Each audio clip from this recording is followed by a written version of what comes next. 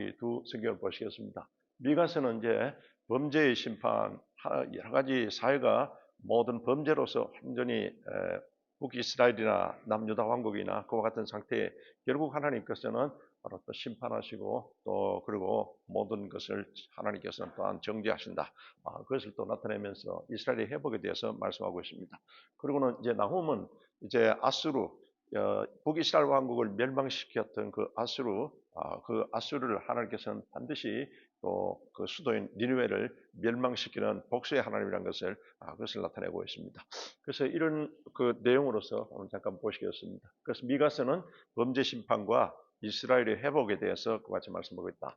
그러면은 이제 이 미가서가 이와 같이 하나님의 그 죄에 대해서는 특히 국가적 같은 죄, 민족, 이스라엘 민족의 그 같은 사명의 민족이 저런 죄를 그냥 넘어가지 않는다.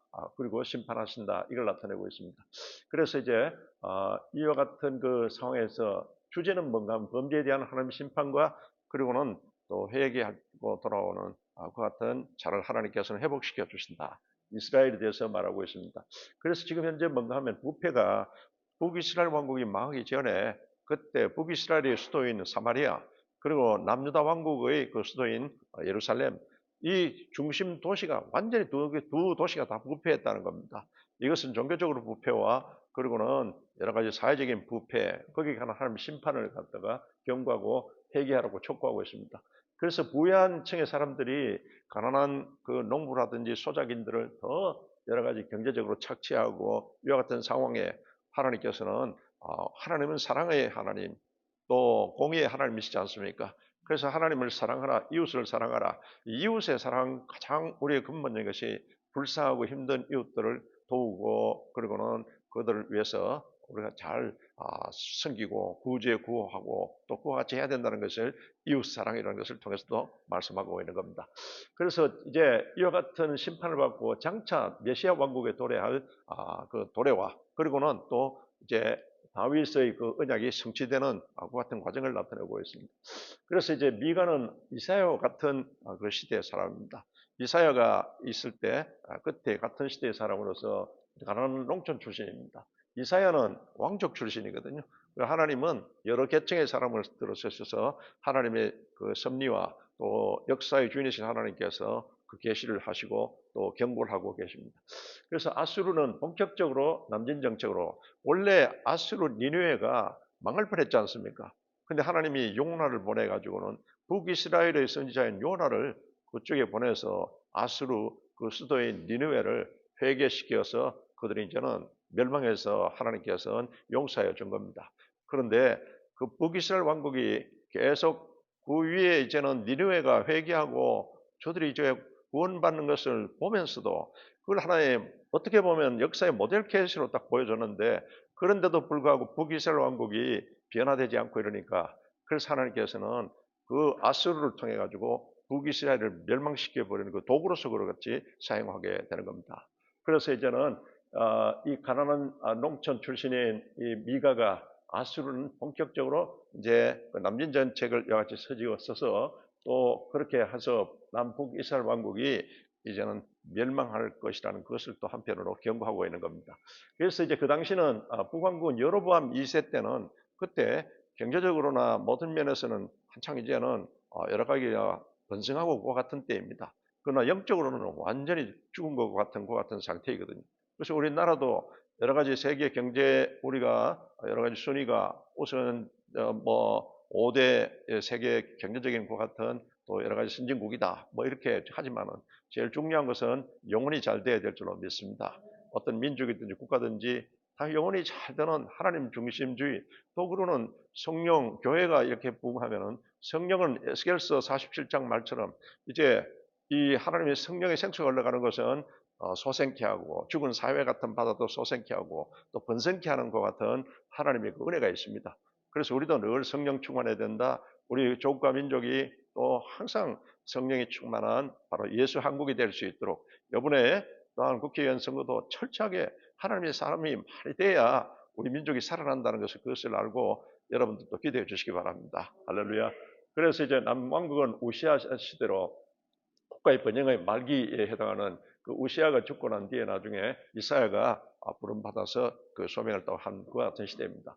우상숭배, 정치적, 사회적, 종교적 부패와 도덕적 타락으로 완전히 불완전한 것 같은 전국이었다. 그 사마리아와 그리고는 남쪽 유다의 그 수도에 해당하는 예루살렘이 이 도성이 제일 그와 같이 또 부패해가지고 그와 같은 그 상태가 되게 된 겁니다.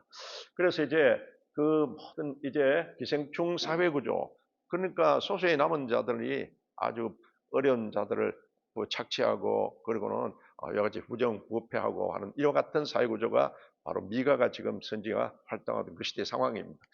그래서 이제는 레위기를 통해서 안식년 제도나 신년을 통해서 하나님께서 이런 것을 제정하시는 그 목적은 다 하나님께서 다시 회복시키시고 또 해방하게 하고 이와 같은 뜻이 있습니다. 이것은 우리에게 여러 가지 분배가 평균적 분배 또 그리고는 여러분 보면은 우리가 그 할 때 정의적 같은 분배, 그러니까 평균적 정의, 분배적 정의라는 그 말이 있습니다.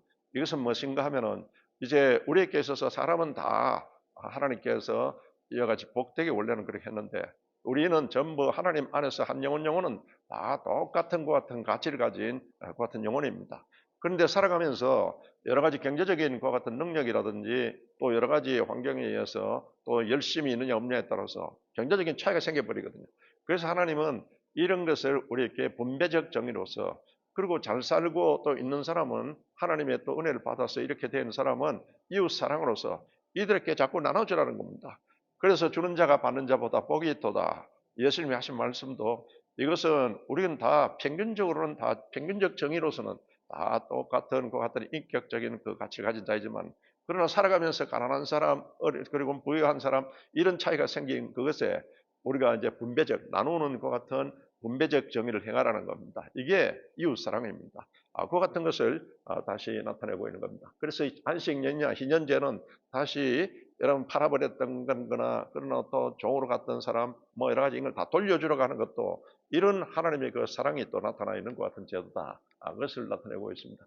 그래서 이제 이와 같은 것에 이제 평균적 분배적 정의로서 하나님께서 이와 같이 행했다. 그래서 누가복음 4장 18절 19절을 통해서 이사야서 61장의 그 말씀을 이제 예수님이 오시기 전에 700년 전에 이사야가 이와 같이 예언했던 것을 예수님이 오셔서 공생애를 시작하시면서 직접 이제는 나사렛에서 같이 이제 회당에서 저 성경 말씀을 끄집어내서 이사야서 말씀을 읽을 때 저렇게 하신 겁니다. 그래서 예수님의 사역은 바로 성령이 내게 임하셨으니 예수님은 철저하게 성령으로서 시작하고 성령으로서 사역하고 이런 것을 했다는 것을 나타내고 있습니다. 그래서 가난한 자에게 복음을 전하게 하려고 가난한 자, 심령이 가난하고 또 그리고 여러 가지 어려운 자들을 하나님께서는 포로된 자를 바로 자유케 하는 또 포로된 자를 자유케 하고 또 눈먼 자를 다시 보게 함을 전파하고 영적으로 완전히 눈이 소경이 되어 있는 이 사람들에게 영안을 열어서 하나님의 지혜와 계시의 영으로서 여러 가지 살아갈 수 있도록 하고 또 눌린 자를 자유케 하고 여러 가지 눌려가지고 사회적으로 물론 눌린 자도 있지만은 특히 영적으로 악한 영들에게 귀신들에게 눌려가지고 환경도 그렇고 또 건강적인 면에서도 온갖 질병이 있는 이런 자들을 자유케 하려고 오셨다. 하나님의 은혜의 해를 선포케 하러 왔다. 할렐루야. 하나님의 은혜의 해가 희년이거든요. 그래서 해방절을 이와 같이 선포케 하러 왔다. 주님께서는 그와 같이 말씀하고 있는 겁니다. 이것은 가장 기본적인 영적인 겁니다. 그래서 어떤 이제 성경을 그것을 이제는 도용해 가지고 어떤 해방 신학이라든지 사회적인 것 같은 쿠데타, 사회적인 같은 혁명을 일으키는 이거는 그건 잘못된 해석입니다. 그것은 왜곡된 것 같은 해석을 해서 성경을 그냥 도용하고 있는 겁니다. 그런데 주님은 우리가 가장 중요한 것은 영적으로 구원하게 하러 왔다. 할렐루야. 그래서 이제 해방절 그리고는 희년을 주의 은혜의 해를 전파케 하러 왔다. 주님께서는 이와 같이 말씀하시고 이제는 은혜의 이와 같은 사역을 또 하시고 모든 사역은 주의 성령이 내게 임하셨으니 할렐루야. 예수님은 전체가 전부 성령 사역이고 또 그러는 성령으로 기름 부어줘서 나를 보내사 이렇게 이제 그런 목적으로 왔다는 그것을 예수님께서 선포하시고 그렇게 사역하신 겁니다. 그래서 미가 선지자의 이제 질책을 합니다. 지도층이 지금 예루살렘이나 사마리아에 있는 지도층들이 부패하고 이렇게 해서 완전히 언약 백성으로서 하나님의 말씀을 그대로 지키고 그리고는 또 이웃 나라에게도 제사장 국가로서 이 사명을 감당해야 되는데 그러하지 못하니까 미가를 통해서 하나님께서 질책하시고 또 그렇습니다. 우리의 경제정의, 모든 사회적 정의는 윈윈 신앙사회. 뭔가 하면은 어려운 사람도 여러분 또 여러 가지 또 부유한 사람도 다 하나님 잘 되기를 원하십니다. 그래서 이제 너무 이제는 가난한 사람들을 위해서는 우리가 구제도 하고 구호도 하고 또 복음도 전하고 이렇게 하는 그게 이번에 솔로몬 우리 군도에 나가는 우리 선교팀도 이런 다 여러분 하나님의 그 뜻이 있다는 것을 알고서 우리가 나가서 승리할 수 있도록 우리 다 여러분이 중보기도 해 주시기 바랍니다. 그래서 이제 미가는 참목자가 예루살렘이나 사마리아가 아니라 시골 마을 베들레헴에서 나올 것을 예언하고 있습니다. 그러니까 부여해가지고 지금 그 있는 사마리아, 예루살렘 여기 빈부격차가 심하고 막 이런 데서 나오는 게 아니라 바로 지금 현재 베들레헴과 같은 아주 시골 마을에 보잘것없는 그곳에서 우리를 구원하실 메시아 예수님이 태어날 것을 같이 예언하고 있는 겁니다. 그래서 이사야와 이와 같이 동시대에 사역했다. 이 미가서입니다. 그래서 미가서의 기록 특징은 아모스는 공의의 하나님에 대해서 그때도 여러 가지 사회적으로 부정부패는 타락한 상태에 그래서 하나님은 공의의 하나님께서 바로 심판하고 질책하는 것을 계속 나타내고 있습니다. 그런데 이제 호세아서는 이제는 그 고멜이 계속 부인이 호세아의 그 부인인 고멜이 계속 가출하고 또 바람 피우고 뭐 이런 과정을 우리 영적으로 우리가 여러분 구약 성경에도 하나님의 신부라고 또 그같이 표현하고 있습니다. 우리가 또한 지금 이 신약 시대 때는 예수 그리스도의 우리가 신부거든요, 영적으로. 그래서 신부된 우리는 현숙한 그 아내로서 현숙한 여인과 같은 신앙생활을 해야 될 줄로 믿습니다. 그래서 이제는 그 호세아서를 통해서는 사랑 돌아오라 또 집 나가면 또 데리고 오고 또 그것도 대가를 지불하면서 데리고 오고 이게 바로 리뎀션 우리에게 속량과 대속으로 우리를 부르시는 그 하나님을 나타내고 있습니다. 그런데 이제 이사야는 이제 공의와 사랑으로 아주 이사야는 겸손한 그 같은 우리 그 이제는 주님의 그 같은 그것을 예언하면서 그것을 나타내고 있는 겁니다. 그래서 이 복합적인 내용이 이제 미가서가 공의의 하나님, 사랑의 하나님, 또 공의와 사랑을 가진 겸손의 그 같은 하나님의 그것을 우리가 가져야 된다는 것을 그것을 여기서 나타내고 있는 겁니다. 그래서 이것은 이사야서의 축소판입니다. 이사야는 우리를 구원하실 메시아가 나중에 성령으로서 아기로서 태어나고 또 성령으로서 이사야서 11장 2절에는 성령의 속성에 대해서 나타나고 있습니다. 지혜와 지식과 능력과 모략과 총명과 그리고 야훼를 경외하는 야훼의 영으로서 이와 같이 이제는 우리 메시아 되신 예수님이 이런 성령으로서 사역하게 되고 또 고난의 주님으로 왔다는 것을 이사야서에서는 구체적으로 예언하고 있지 않습니까? 그 축소판이 바로 미가서다. 그래서 이사야의 축소판이라고 이와 같이 불려지고 있습니다. 그 도시는 완전히 악의 소굴이 되어서 우상숭배하고 그러고는 경제적으로는 완전히 부정부패하고 타락의 문화에 젖어 있다. 그래서 사마리아와 예루살렘을 질책하고 비판하면서 더군다나 거기에 있는 지도자들이 더 부패했기 때문에 지도자들을 하나님이 미가를 통해서 아주 강하게 질책하고 있습니다. 그래서 이제 죄로 물든 그 지도자들을 완전히 질책하고 책망하고 그와 같이 경고하고 있는 겁니다. 그래 미래에 대한 구원은 이런 암담한 것 같은 미래에 대해서 이제는 징계하고 난 뒤에 하나님은 순금같이 나오게 하게 하나님께서 그와 같이 징계하시고 또 그리고는 예루살렘 이 야훼의 말씀이 예루살렘에서 나올 것이라 이와 같이 예언하고 있습니다. 나중에 우리 주님이 오셔서 이제는 예루살렘에서 말씀이 육신이 되어서 오신 예수님께서 이와 같은 말씀을 전할 것이라는 것을 한편으로 예언하고 있는 겁니다. 그리고는 이제 그분이 베들레헴에서 태어나시리라. 할렐루야.